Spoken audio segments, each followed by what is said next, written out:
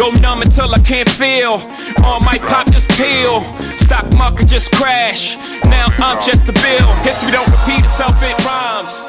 While The Great Gatsby has a great cast with Leonardo DiCaprio, Tobey Maguire, and Isla Fisher, it also has an equally impressive soundtrack led by Jay-Z, aka Sean Carter, as executive producer. The soundtrack features track $100 Bill by Jay-Z, Back to Black by Beyonce and Andre 3000, and songs by will.i.am, Jack White, Sia, and Gautier, among others. Jay talked about meeting director, producer, screenwriter Baz Luhrmann and Leonardo DiCaprio and how the soundtrack came about. This whole process started, Baz and Leo came to a recording session. We were over at the Mercer Hotel, finishing up on Watch the Throne, and I was working on a song called No Church in a While. And I was working on it while they were in the room. And then we start playing some music, and we just talk about collaborating because, you know, it was a collaboration with Kanye at the time.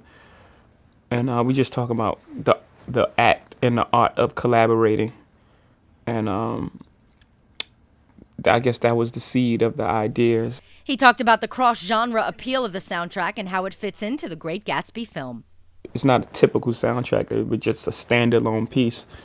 You know, the songs are pretty much in the film, so it works pretty. It goes hand in hand with each other. So, yeah, it had to fit pretty snug. It wasn't an afterthought.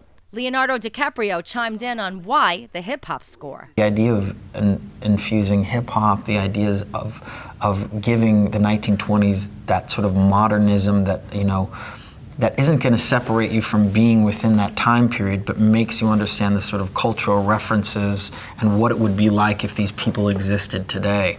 You know, the cars were just a little bit faster, they were a little bit louder, the costumes are just a little bit more outlandish, and everything's just a little bit more extravagant to make you understand how enormously wealthy these people were and how outrageous their lifestyle was. Other artists on the soundtrack include Lana Del Rey, Nero, Florence and the Machine, and Emily Sandé with the Brian Ferry Orchestra.